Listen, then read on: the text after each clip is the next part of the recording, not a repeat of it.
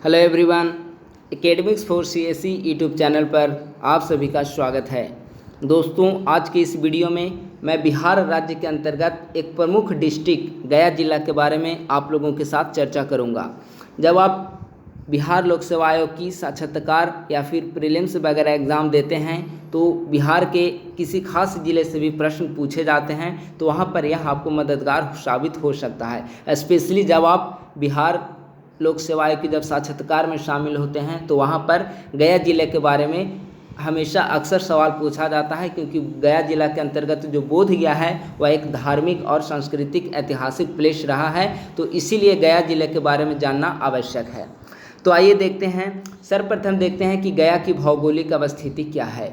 तो गया 24 degree 5 inch से 25 डिग्री 10 इंच उत्तरी अक्षांश एवं 84 डिग्री 4 इंच से 85 डिग्री 5 इंच पूर्वी देशांतर के मध्य स्थित है। गया का जो क्षेत्रफल है वह 4976 वर्ग किलोमीटर है। आप यहाँ मैप के जरिए भी समझ सकते हैं। देखिए, गया यहाँ पर स्थित है, यानी कि यह साउथ बिहार में आता है। यह गया है आपका। गया के आसपास जो ज़िले हैं वह यहाँ है औरंगाबाद, यह है अरवल, यहाँ है जहानाबाद, यह है नालंदा और यह है नवादा। ये गया के पड़ोसी ज़िले हैं। यानी कि अगर गया की चौहद्दी को देखा जाए, जो चारों तरफ स्थित ज़िले हैं, तो आपका उत्तर में क्या आएगा? उत्तर में आपका ये जहानाबाद आएगा। दक्षिण में ये चूँकि यह बॉर्डर है, गया बिहार का बॉर्डर ज़िला है। इसके बाद झारखंड आता है, तो झारखंड का चतरा ज़िला दक्षिण में आएगा। पूर्व में यहाँ पे आपका नवादा आएगा और पश्चिम में इधर औरंगाबाद आएगा। तो ये गया ज़िले की यहाँ पर आप मैप के जरिए यहाँ पर आप इसे देख सकते हैं। अब है गया का नामकरण। तो दोस्तों, जो गया प्लेस है वह एक काफ़ी ज़्यादा एक प्राचीन समय से ही फेमस रहा है और यह धार्मिक ऐतिहासिक प्लेस है। वायु पुराण में भी गया का नाम अंकित है और प्रायः गया को गया जी के नाम से जाना जाता है। ऐसा माना जाता है कि त्रेता युग में गयासुर नाम का राक्षस यहाँ पर रहता था और भगवान विष्णु की उसने काफ़ी ज़्यादा भगवान विष्णु की पूजा की थी और उनकी भक्ति से प्रसन्न होकर भगवान विष्णु ने गयासुर को आशीर्वाद दिया था और उसी के बाद गया का नाम गयासुर पड़ा है। अगर इसकी क्लाइमेट के बारे में देखें तो कोपेन के जलवायु वर्गीकरण के अनुसार यह CWA श्रेणी में शामिल है। ठीक है, और यह इसके अगर गया जिले के डेमोग्राफी को आप लोग देखेंगे तो 3 साइड से यह रॉकी हिल्स से और एक साइड से ईस्टर्न साइड से फल्गु नदी से घिरा हुआ है। आप इसे मैप के जरिए ऊपर वाले चार्ट में जो मैप दिया हुआ है वहाँ से आप समझ सकते हैं। गया एक प्रशासनिक इकाई के रूप में 1864 ईस्वी तक गया रामगढ़ का भाग था। रामगढ़ जो वर्तमान समय में झारखंड में स्थित है। चूँकि पहले यानी 15 नवंबर 2000 ईस्वी तक बिहार और झारखंड एक ही राज्य थे। 2000 ईस्वी में बिहार और झारखंड का अलग झारखंड एक राज्य के रूप में बना। तो उस समय गया चूँकि दक्षिणी बिहार में स्थित है और उसके बाद से झारखंड शुरू होता है, तो 1864 ईस्वी तक झारखंड के रामगढ़ जिले का भाग था गया।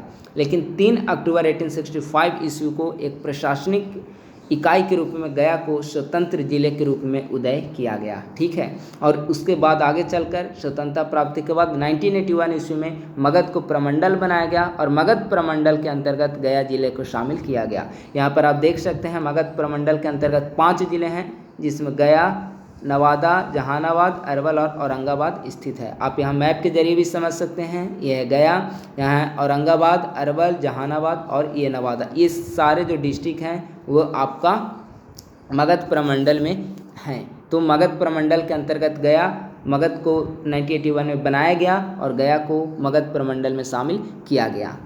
आगे देखते हैं भाषा। गया की जो प्रमुख भाषा है वह मगही भाषा है। मगही को कहीं कहीं मागधी भी बोला जाता है। ठीक है, मगही जो भाषा है वह हिंदी का अपभ्रंश है, एक उपभाषा है। 1961 ईस्वी की जो जनगणना हुई थी उसमें मगही को हिंदी भाषा के एक उपभाषा के रूप में स्वीकृत किया गया था। वर्तमान समय में पटना, गया, नालंदा, औरंगाबाद, जहानाबाद आदि जिलों में मगही भाषा को बोलचाल के रूप में प्रयोग किया जाता है। इनके विकास में लक्ष्मी नारायण पाठक, हरिहर पाठक, जयगोविंद दास आदि की महत्वपूर्ण भूमिका रही है। तो आप यहाँ से समझ सकते हैं, आपका प्रीलिम्स का भी प्रश्न हो सकता है कि मगधी भाषा, मागधी भाषा या मगही भाषा के विकास में निम्नलिखित में से किन भाषाविदों का योगदान रहा है, तो आपको ये नाम याद रखने होंगे। तो गया की जो प्रमुख भाषा है वह मगही भाषा है। आगे देखते हैं जिले की प्रशासनिक संरचना।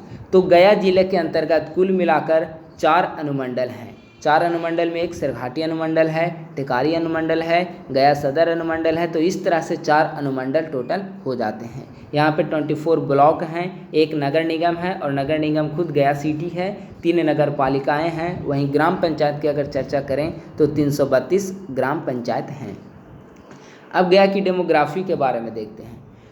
तो गया डिस्ट्रिक्ट की जो आबादी है उसमें 79.43% हिंदू आबादी है, वहीं 19.65% मुस्लिम आबादी है तथा 0.26% क्रिश्चियन आबादी है। तो यहाँ की जो मेन डेमोग्राफी में मेन पॉपुलेशन है वह हिंदू और मुस्लिम्स की है। कुल जनसंख्या का लगभग 80% हिंदू और लगभग 19% मुस्लिम्स हैं। इसके अलावा रेस्ट अन्य शामिल हैं जिनमें जैन, सिख, बौद्ध और अन्य में पारसी शामिल हैं। आगे देखते हैं प्रमुख ऐतिहासिक स्थल गया जिले के अंतर्गत। गया जिले के अंतर्गत कुछ प्रमुख ऐतिहासिक स्थल हैं, जैसे एक है महाबोधि मंदिर, जहां पर महात्मा बुद्ध को ज्ञान की प्राप्ति हुई थी। उसके बाद यहां पर एक काफ़ी आकर्षक मंदिर बनाया गया है, वह है महाबोधि मंदिर। यह है गया का विष्णुपद मंदिर। ये बोधि वृक्ष है जहां जिसके नीचे महात्मा बुद्ध को ज्ञान की प्राप्ति हुई थी और ये बराबर की गुफाएँ हैं। और वहीं ये है गया का इंटरनेशनल एयरपोर्ट। तो आप चित्र के जरिए भी समझ सकते हैं कि कितना ज़्यादा इसे आकर्षक और खूबसूरत बनाया हुआ है। ये गया के प्रमुख ऐतिहासिक स्थल हैं। बोध गया यहाँ पर बौद्ध धर्म के कारण बहुत ज़्यादा फेमस है और बोध गया के अंतर्गत विभिन्न देशों की, चाहे Bhutan, Nepal, China, Thailand, Myanmar, जो कि बौद्ध कंट्रीज़ हैं, वहाँ की बौद्ध भिक्षुओं ने यहाँ पर काफ़ी ज़्यादा आकर्षक मंदिर का निर्माण किया है। तो आप यह है महाबोधि मंदिर, यह है बोधि वृक्ष। इसके अलावा बोध गया का विस्तार काफ़ी दूर तक है, काफ़ी ज़्यादा इसे आकर्षक और खूबसूरत बनाया गया है। तो ये गया के प्रमुख ऐतिहासिक स्थल हैं। एक प्रमुख यहाँ की जो एक प्रमुख विशेषताएं हैं गया की, वह है फल्गु नदी। फल्गु नदी जो कि पिंडदान के लिए देश के साथ साथ विदेशों में भी फेमस है और रशिया, फ्रांस जैसे देशों से अक्सर यहाँ पे विदेशी लोग अपनी जो पूर्वजों के लिए पिंडदान करने आते हैं। तो अक्सर आप इसे फल्गु नदी को आप न्यूज़ में देखते होंगे, जो कि पिंडदान के लिए काफ़ी ज़्यादा फेमस है।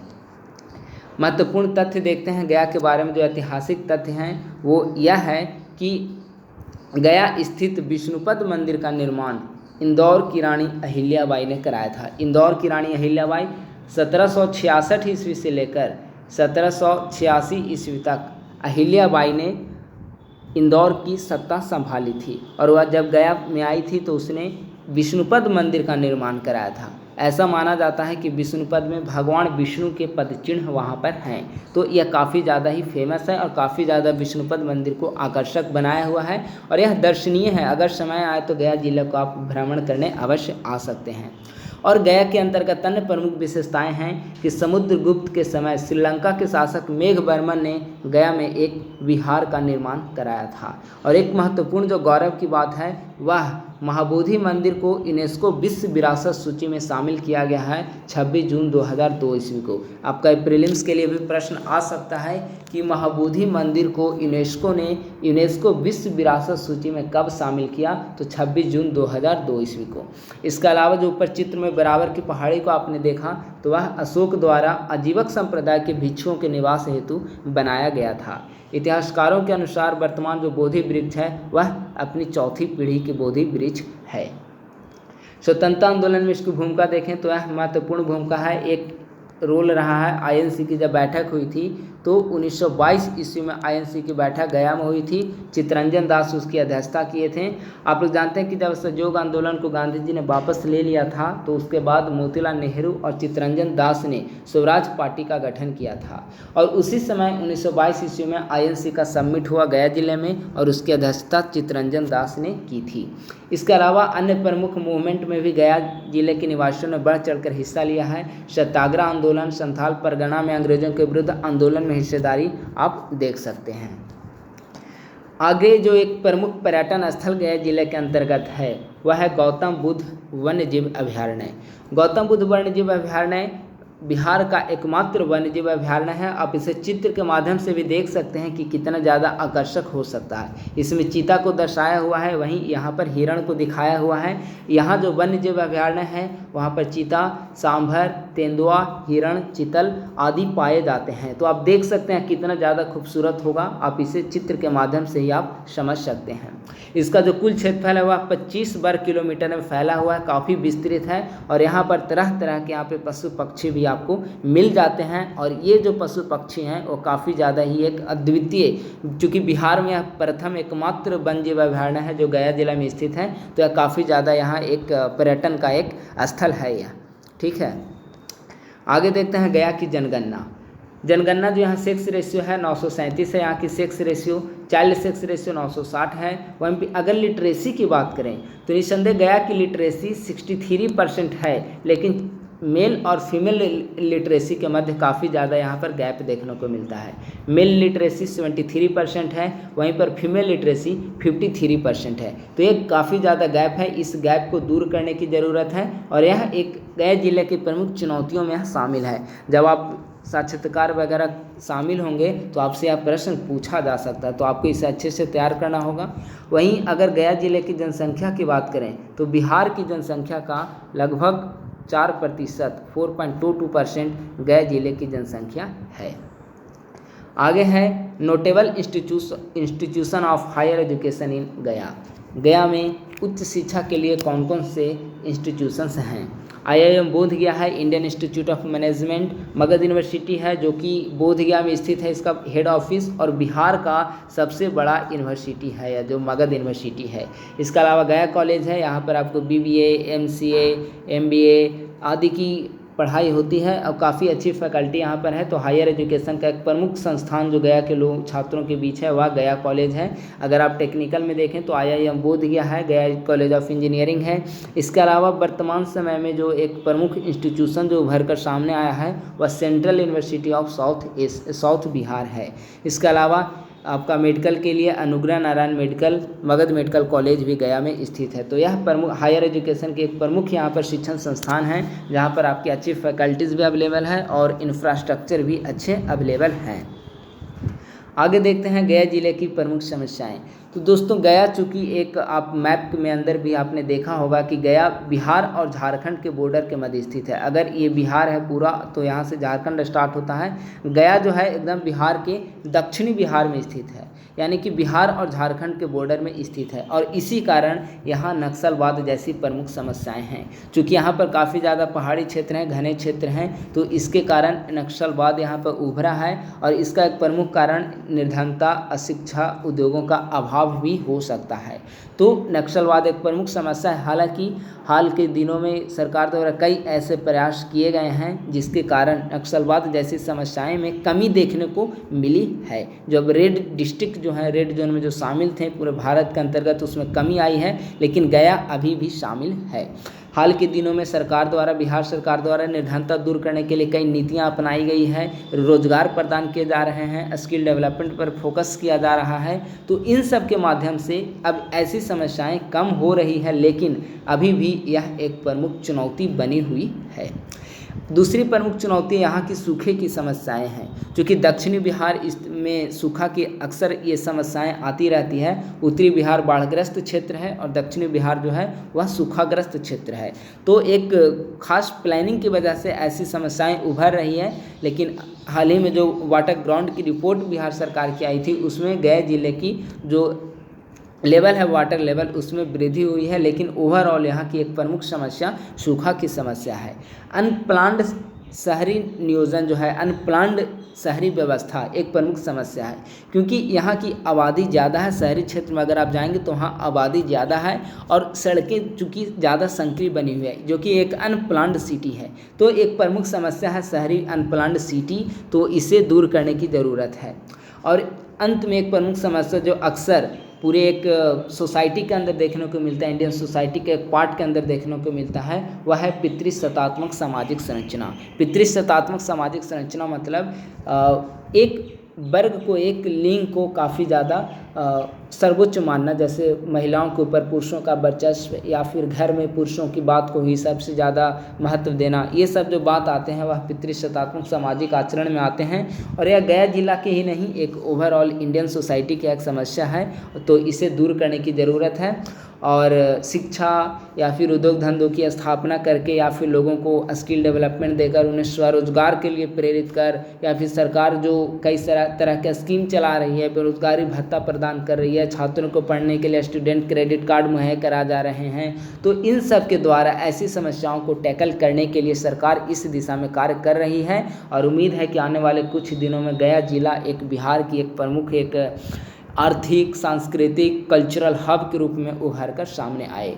तो दोस्तों, आज की इस वीडियो में हमने आपके साथ गया जिला के बारे में चर्चा किया है, और शीघ्र ही मैं बिहार के प्रत्येक ज़िले के बारे में ऐसे ही चर्चा करते रहूँगा, एक एक वीडियो डालता रहूँगा। क्योंकि अगर आप बिहार से संबंधित आप प्रीलिम्स दे रहे हैं या फिर बिहार लोक सेवा आयोग में आप साक्षात्कार देते हैं, तो किसी एक खास ज़िले के बारे में आपसे अक्सर उसका महत्व क्या है, कल्चरल इम्पोर्टेंस क्या है, इकोनॉमिक इम्पोर्टेंस क्या है, उसका सोशो इकोनॉमिक बैकग्राउंड क्या है, तो ऐसे सवाल पूछे जाते हैं। तो उम्मीद है कि आपको हमारी ये वीडियो पसंद आई हो। आपको हमारी ये वीडियो पसंद आई हो तो आप इसे लाइक, सब्सक्राइब और शेयर करना ना भूलें। अपने दोस्तों के साथ इसे आज ही शेयर करें और बने रहें हमारे academics for CSE YouTube channel पे। मैं शीघ्र ही एक नए वीडियो और एक नए महत्वपूर्ण टॉपिक के साथ आपसे जुड़ने की कोशिश करूँगा। धन्यवाद।